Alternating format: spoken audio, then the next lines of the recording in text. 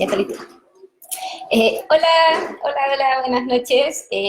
Bueno, mi nombre soy la doctora Camila Rojas, especialista en endodoncia de la Universidad de Valparaíso, y hoy estamos aquí para poder conversar un poquitito y aclarar algunas dudas que ustedes puedan tener respecto a lo que son los tratamientos de conducto, a lo que son las endodoncias propiamente tal, en qué consiste este tipo de tratamientos, en qué casos está indicado, en qué caso no, y también aclarar algunas dudas que ustedes puedan tener, y los invito a que vayan haciendo sus preguntas para poder ir conversando un poco y ir aclarando ciertas dudas.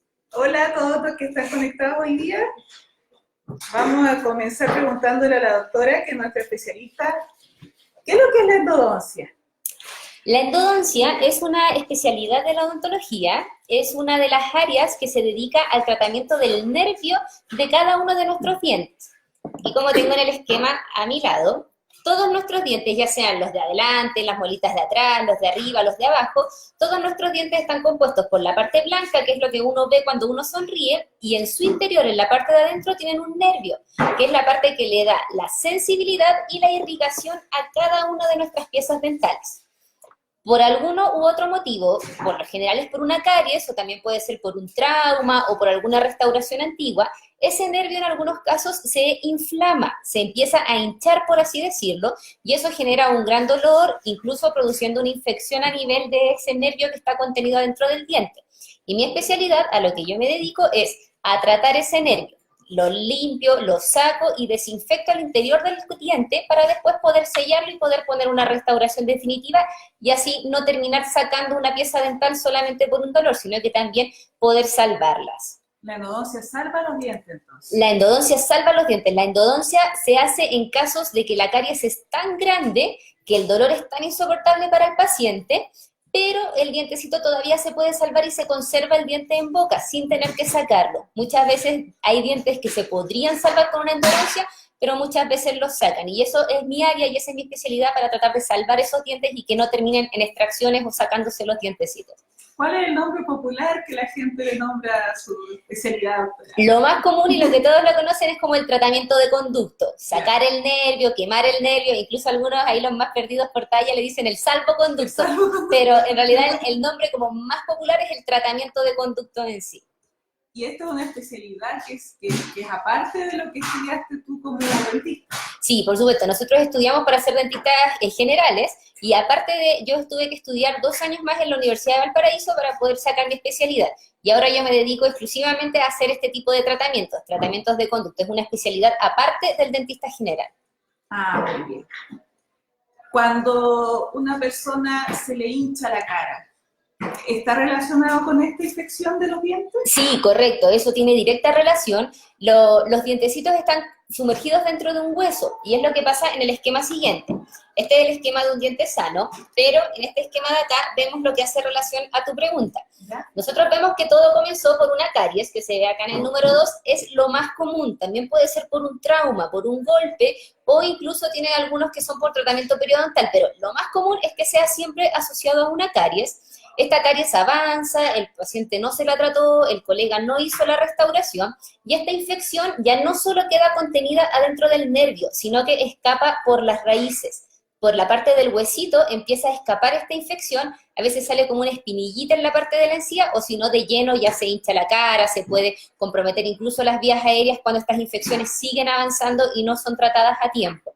Entonces, lo más importante es, esto se podría llegar a evitar siempre y cuando tengan una consulta y un diagnóstico oportuno con el dentista. Pero si no, un tratamiento de conducto controla estas infecciones y evitamos perder piezas que muchas veces se podrían llegar a perder sin tener una justificación. ¿Una infección como esa puede llegar a qué extremo en un paciente? ¿Puede llegar a hospitalizarse? ¿Puede llegar a incluso a morirse?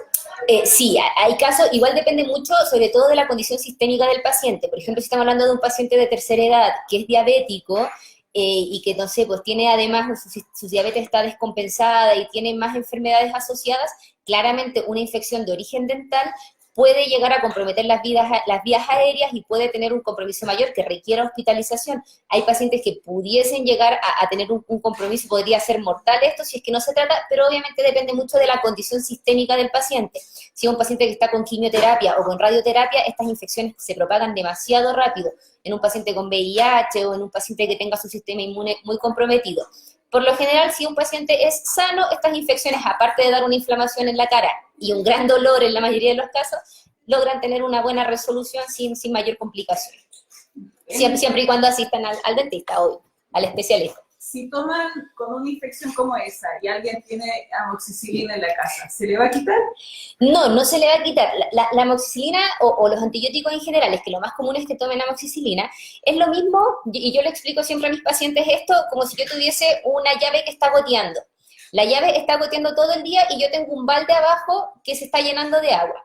El balde, mientras yo no cierre la llave y no controle la causa, que es cerrar la llave, cerrar el paso del agua, en este caso eliminar la caries y eliminar las bacterias, por más que yo vacíe el balde de agua dándole amoxicilina, esto se va a volver a llenar con el tiempo. O sea, usted va a tomar antibióticos, el cuadro va a bajar, pero van a pasar 2 semanas, 15 días y va a volver a hincharse, va a volver el dolor y va a ser cada vez peor porque ya los antibióticos no le van a empezar a hacer efecto porque las bacterias se vuelven resistentes. Entonces, tomar antibióticos no es la solución. Ayuda, por ejemplo, ahora si estamos justo para el feriado y no tiene atención, o no sé, vive en algún pueblo del interior y no tiene atención inmediata, ayuda, pero no es la solución, y menos automedicarse ustedes, porque puede que sean alérgicos, puede que no sea el antibiótico o la dosis adecuada, y al final estamos generando más un problema que un beneficio. Si alguien tiene un golpe y se le quiebra un diente, ¿hay que hacer endodoncia siempre? No siempre. Lo más importante aquí, ahora vamos a hablar de otra área que son los traumas, que también es algo muy común que ocurra y también compete netamente con mi especialidad. Los traumas hay que diferenciarlos primero en qué tipo de dientes son. Si son en un diente de leche, o sea, estamos hablando de un niñito de 4, 5, 6 años, o si es en un diente permanente, un adulto o un niño ya mayor de 8 años que tiene dientes permanentes. Esa es la primera diferencia que hay que hacer entre si es un diente de leche o diente permanente. Si es un diente de leche y el diente se quiebra o se sale completo, lo primero, y en cualquiera de los dos casos, es buscar atención dental lo antes posible por un especialista, ya sea por un pediatra en el caso de un niño, por un odontopediatra o por un endodoncista. La primera hora es la hora más importante donde tenemos el mayor pronóstico de tratamiento, donde tenemos la mayor sobrevida de un diente. Si un diente recibe un trauma y usted se demora 5 o 6 horas en poder recibir atención, el pronóstico ya no va a ser el mismo que si usted recibe atención o el niño recibe atención en la primera hora de ocurrido el trauma. Si estamos hablando ahora de dientes solamente permanentes, de dientes ya de adultos, hay que hacer la diferencia si el diente se quebró solamente la corona, o sea, solamente la parte blanca, o si el diente se salió por completo. Hay a veces, no sé, codazos jugando, o los niños en el colegio es súper común que se caigan, el diente se puede salir completo, se puede salir la pieza dental completa, y ahí lo que hay que hacer es, lo ideal, tratar de buscar el fragmento, tratar de buscar la pieza dental que se pudo haber salido. Ojalá que haya algún adulto que esté acompañando al niño, porque es una situación bastante estresante, bastante preocupante, hay sangre, el niño va a empezar a llorar. Entonces, con un adulto, busque la pieza dental, la recojan siempre de la corona. Si la pieza se cayó por completo y se salió completo el dientecito, tómenlo pero por la parte blanca. Tratar de la parte de la raíz, la parte que va a estar cubierta de sangre, no tocarla, solamente la parte blanca, sumergirlo en un vaso con suero es lo ideal, o si no con leche, pero leche blanca, no leche saborizada, y partir corriendo lo antes posible a una atención dental para poder reposicionar el diente. Y ahí lo más importante son los controles. No hay que hacer la endodoncia de inmediato porque cada diente tiene una respuesta distinta. Lo más importante es reposicionar el diente y mantener en controles. A la semana, al mes, 3 meses, 6 meses. Los papás o las personas en general tienen que estar muy claras que un diente con un trauma es un diente que tiene que estar de por vida en control, porque en cualquier momento puede cambiar la situación. O sea, un diente que se ha comportado súper normal y que ha tenido buena respuesta los 3 primeros años, por cualquier factor externo podría presentar una alteración, y por eso es importante el control de por vida, una vez al año, una radiografía para mantener el diente bajo observación. Si alguien le encontró el diente en tierra, ¿Ya? ¿lo lava? Lo ideal es que lo laven bajo el chorro de agua, siempre tomándolo por la corona. Nunca tocar la parte de la raíz, se pone bajo el chorro de agua de la llave sin refregarlo, sin limpiarlo con una toalla, con una esponjita, nada. Se pone bajo el chorro de agua, se sumerge en un vaso con suero y se corre al dentista de inmediato.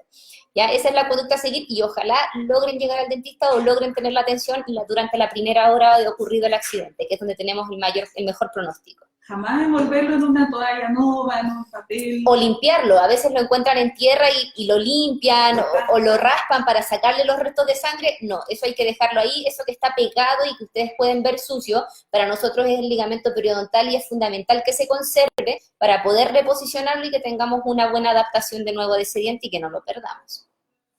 Si el diente se le quebró un pedacito, Ya. ¿recojo ese pedacito? Sí, siempre es mejor recoger ese pedacito. Si está el diente, o sea, si vamos a perder 3 horas en buscar ese pedacito, no, mejor nos vamos al dentista y lo dejamos ahí por perdido. Pero si estamos en la cancha del colegio, por ejemplo, y se ve el pedacito de diente, lo recogemos y nos vamos de inmediato al dentista. Al especialista le va a servir mucho ese fragmento para poder reposicionarlo, sellar y mantener en control más fácilmente que tener que reconstituir el diente por completo. Lo ideal es tratar de buscarlo y tratar de encontrarlo, pero no perder tiempo en eso. No vamos a preferir estar 2 horas buscándolo, sino que lo ideal es partir de inmediato al dentista y si lo encontramos, mejor aún, pero si no, no es lo ideal. Cuando alguien siempre se golpeó un diente y pasa el tiempo y se le pone morado, verdoso, negro, o rojo, igual o rojo, pasa por distintos colores el diente. Sí. Eso es muy común, sobre todo en los deportes, lo de los niños o los jóvenes, ya incluso adultos, que están jugando, no sé, un partido, una pichanga, y reciben un codazo, reciben un golpe, el diente no sangra, no presentan gran dolor, de hecho casi no le dan importancia, pero a la vuelta de 2 semanas, 2 meses, el diente empieza a ponerse cada vez más oscuro, empieza a ponerse rojo, más negrito, morado, distintos tonos. Eso es una indicación de que el golpe, si bien no fue lo suficientemente fuerte como para haberle sacado el diente de raíz, sí generó una muerte a nivel del nervio. Yo le dije que el nervio se podía inflamar o se podía infectar generalmente por una caries, pero también puede ser por un golpe, y ese es el caso de los golpes. O sea, un golpe que no es tan fuerte, pero que logra generar tal impacto que hace que el nervio se necrose y por eso se pone negro. Por lo general ese es un proceso que no duele, el paciente no le genera mayor dolor, no le genera infección porque el diente al estar cerrado y no haberse quebrado no se infecta esa zona, pero sí el cambio de coloración es importante. Y tienen que consultar porque si eso no se controla de inmediato, en esos casos sí hay que hacer endodoncia de inmediato, si eso no se controla, ahí sí podríamos generar una infección y que pase el cuadro desapercibido. Los pacientes no se dan cuenta, pero aún así se está generando esa infección. Esas son infecciones oportunas que por lo general el paciente se encuentra súper bien, pero viene un resfriado o un virus estomacal o un cuadro de estrés muy grande y estas infecciones aparecen.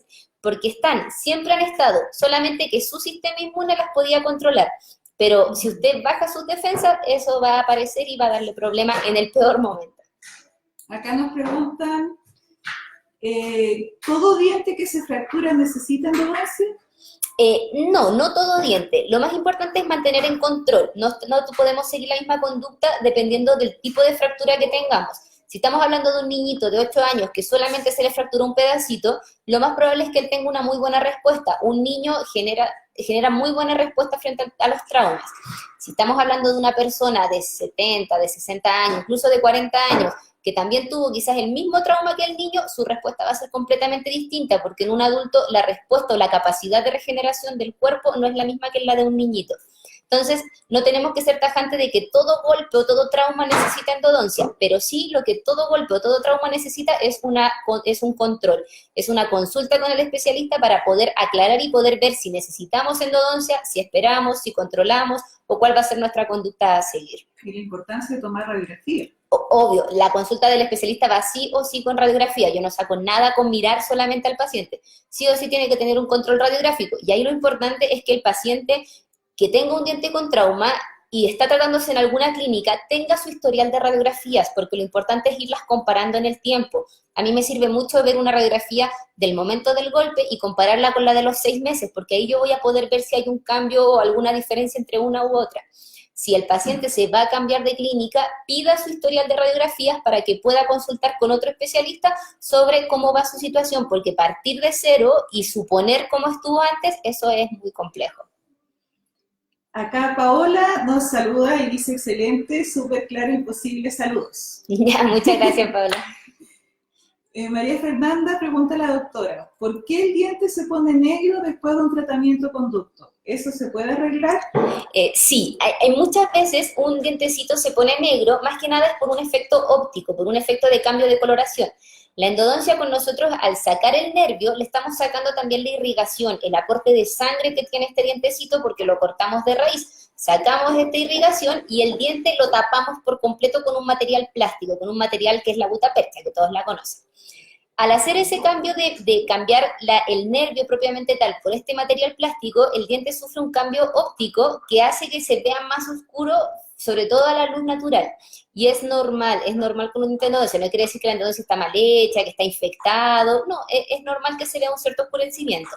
Lo más importante ahí es consultar con un especialista, tomar una radiografía, determinar el estado de la endodoncia y si todo está bien, se puede hacer una opción que es el blanqueamiento interno, que es distinto al blanqueamiento de todos los dientes. Acá estamos hablando de que es solamente un diente el que está presentando este cambio de coloración.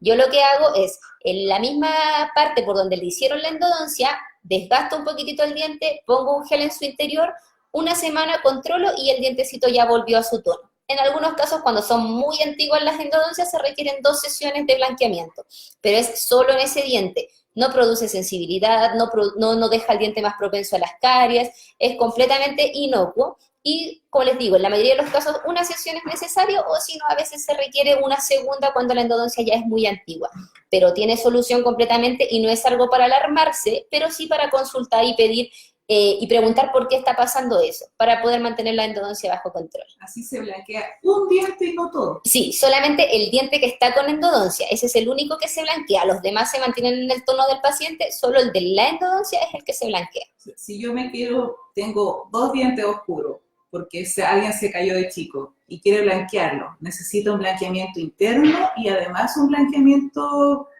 externo, por decirlo así. Claro, ahí hay que, lo más importante en ese caso es el diagnóstico y poder saber el por qué se están oscureciendo esos dientes, porque si no tienen tratamiento de conducto, ahí habría que ver la opción de un blanqueamiento externo, que es hacer el blanqueamiento por fuera del diente. Si los dientecitos tienen endodoncia, se puede hacer el blanqueamiento interno, que es solamente de las piezas que están afectadas. Ahí igual depende mucho de qué es lo que espera el paciente. Si estamos hablando de que el cambio de coloración es severo, con 2 sesiones de blanqueamiento sería suficiente. ¿Todo se soluciona con un blanqueamiento interno? La mayoría de los casos, el 90% se soluciona con eso. Hay en casos en que el problema del diente, aparte de tener la endodoncia, también tiene tapaduras encima, también tiene restauraciones. Entonces, el diente no es completamente diente natural, sino que tenemos un pedacito de restauración. En esos casos, si yo hago el blanqueamiento, voy a conseguir aclarar o blanquear solamente la parte que es diente natural, la parte que es diente del paciente, no la tapadura. Y allí es donde hay que jugar entre rehacer la restauración o quizás hacer una carilla o una corona, algo más completo para poder lograr un tono más parejo. Entonces, ahí en esos casos que es como mitad diente y mitad de restauración, ahí es donde hay que evaluar. Nos preguntan acá, ¿se puede formar un quiste si no me trato un diente con caries? Un quiste es una patología completamente distinta. Estamos hablando de que existe en un diente con endodoncia, que esto que yo les mostré acá en el esquema, esta imagen que nosotros tenemos acá, esto es una infección. Este es el caso de una infección debido a una caries que tiene este esquema. Un quiste, la única manera de yo poder decirte ciertamente que tú tienes un quiste en tu diente es haciéndote una biopsia, o sea, sacándote huesito, tomando una muestra de ese tejido, mandándolo al patólogo, haciendo un informe de biopsia, y ahí vamos a poder saber si es efectivamente lo que tú tienes un quiste. Por lo general en las radiografías uno ve la raíz del diente y ves una sombrita negra alrededor de la raíz, y uno supone o asume que eso puede ser un granuloma, que es una infección, o un quiste. Pero la única manera de descartar o de tener un diagnóstico certero es por medio de una biopsia, es por medio de tomar una muestra, sacar una biopsia y mandarlo al patólogo. Ahora, ¿qué nos puede ayudar también? Nosotros tenemos que ver los exámenes de ese diente, si el diente está vital o no, o sea, si tiene sensibilidad o no, si tiene una caries, hace cuánto tiempo apareció eso, si se inflamó la parte de la carita o si no se inflamó. Todo eso nos puede orientar en el diagnóstico de si es simplemente una infección o si es un quiste. Pero el diagnóstico certero, la única manera de saberlo es por medio de una biopsia. ¿Cuántas sesiones se demora un tratamiento de conducto? Nos pregunta. Ya, eso es relativo al caso de por qué estamos haciendo el tratamiento de conducto. Si es una infección que la han tenido por años, que se les hinchó la carita, que después tiene una espinilla ahí en la parte de la encía y la han tenido por meses, estamos hablando nosotros de bacterias que tenemos adentro de nuestro diente. Y las bacterias nosotros es lo que tenemos que controlar y lo que tenemos que matar. Si la infección ha sido de larga data, si ha sido una infección que ha estado mucho tiempo en ese diente está lleno de bacterias. Y nosotros nos vamos a demorar por lo menos, o yo en mi caso prefiero demorarme por lo menos 2 o 3 sesiones, cosa de asegurarme con la medicación y de asegurarme con la desinfección de que maté y eliminé por completo la totalidad de esas bacterias. Porque si no, si yo lo hago en una sesión o no logro eliminar por completo las bacterias, estas se van a volver a reproducir en el tiempo y puede volver a reagudizarse el proceso de endodoncia. Y puede volver a requerir otro tratamiento de endodoncia a lo largo del tiempo. En la mayoría de los casos, con 2 o 3 sesiones es suficiente. En muy pocos pacientes, y dependiendo de patologías ya súper precisas, se requiere un tratamiento más largo, pero con 2 sesiones es suficiente para poder lograr la desinfección a nivel de conductos. Igual hay que hacer la diferencia entre si es una muelita, un diente de los de atrás o un diente de adelante, la complejidad o el número de conductos que tiene cada diente es distinto. Entonces, por eso lo más importante, o lo que yo le explico siempre a mis pacientes es, no importa tanto el tiempo que nos vamos a demorar o cuántas sesiones nos vamos a demorar, sino que hacerlo bien y asegurar que vamos a tener un buen pronóstico. Trabajar apurado no es lo mismo que trabajar con todo el tiempo. Entonces, si estamos hablando de que es biología y que son bacterias, requiero tiempo y requiero que los medicamentos que yo pongo adentro del diente hagan su efecto. Yo no puedo poner un medicamento adentro del diente y al día siguiente sacarlo, o sea, no hizo nada. Necesito que se quede por lo menos una semana a 10 días adentro del diente para que logre la desinfección. ¿Yo puedo ir a Tacna y hacerme una endodoncia de una muela con infección en una sesión? O sea, de poder sí se puede, pero no es lo indicado. Lo más probable y lo que más nos llega acá en esta zona que estamos tan cerca de Tacna, o de otros países, es reagudizaciones. Por lo general los pacientes dicen que se hacen la endodoncia y a la vuelta de 2 meses o de 3 meses vuelven con el dolor, se les vuelve a hinchar la carita, se les vuelve a infectar, y eso es porque hicieron el tratamiento de conducto, simplemente sacaron la mayor cantidad de bacterias o de microorganismos que estaban adentro, pero no lograron la desinfección total, y por eso estos cuadros se vuelven a reagudizar. En una sesión no logras dejar un medicamento adentro del diente que te desinfecte. Y eso es lo que tienen que entender. O sea, la endodoncia es un tratamiento que estamos hablando de que tengo que eliminar una infección. Y una infección, ustedes saben, o sea, un tratamiento de antibiótico por lo menos son 7 días. Entonces yo no puedo controlar una infección de un día para otro. No se puede. Entonces por eso requiere tiempo.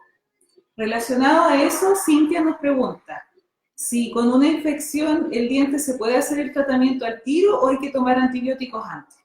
Eso depende mucho del tipo de infección en el que estemos. Si estamos con una infección que es un cuadro demasiado agudo y vamos a tener problemas en esos casos con la anestesia. En la mayoría de los casos los pacientes o algunos pacientes dicen que la endodoncia duele, que es un tratamiento súper doloroso y súper molesto. Muy temido. Muchos pacientes le tienen mucho miedo a la endodoncia porque dicen que duele. Para ser realistas, o sea, es un tratamiento molesto, no es lo más agradable.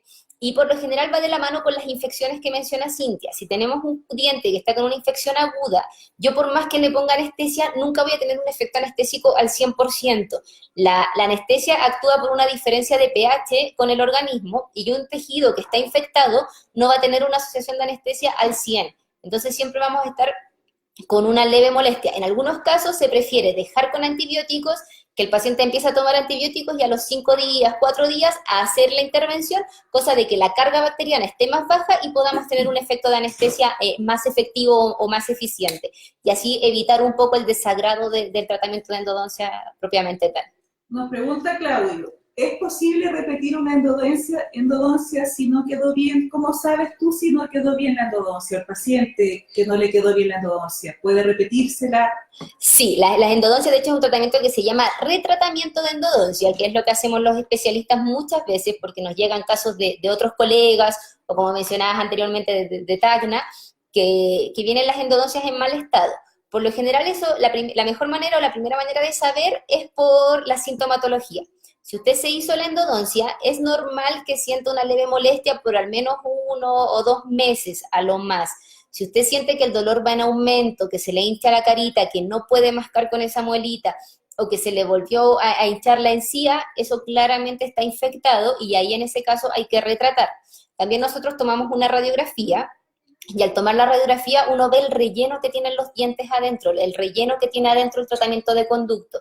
Uno tiene que ver en la radiografía un relleno que abarque el completo de la raíz, toda la longitud, sin que queden porciones sin rellenar, que sea un relleno en la radiografía bien blanco, que se vea bien compacto, no que tenga espacios, no que sea algo tan delgado, y así vamos a poder ver que el diente está bien rellenado por dentro.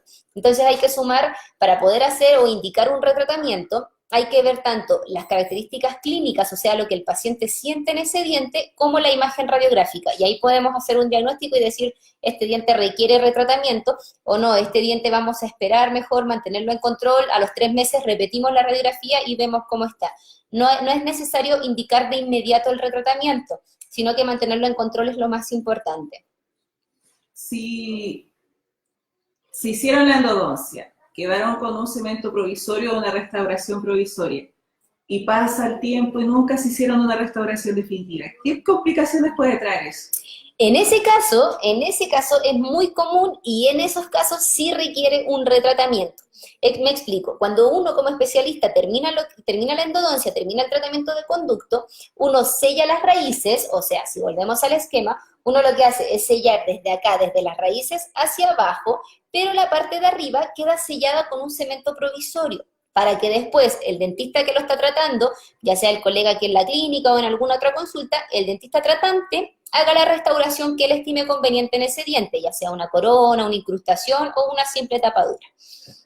Muchas veces pasa que el paciente uno le termina la endodoncia, se pasa el dolor, el paciente se olvida y nunca más se hace la restauración definitiva y quedan con esos cementos provisorios ahí por largo tiempo. Un cemento provisorio no debería estar más allá de a lo más un mes o un mes y medio en un diente.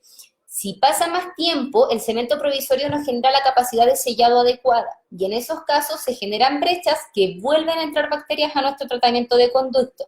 Y si un diente ha estado expuesto al medio oral, expuesto a la saliva, sin esa restauración provisoria o con esa restauración provisoria quebrada o rota, ahí sí o sí es necesario retratar porque ese diente se volvió a contaminar, es como que lo dejamos abierto y se volvió a contaminar y hay que volver a retratar. Si no le hicieron tampoco la restauración adecuada, ¿se puede quebrar un diente con endodoncia? Sí, y eso es muy importante porque muchos pacientes llegan con el miedo o dicen de que la endodoncia le quebró el diente, por lo general las muelitas de abajo.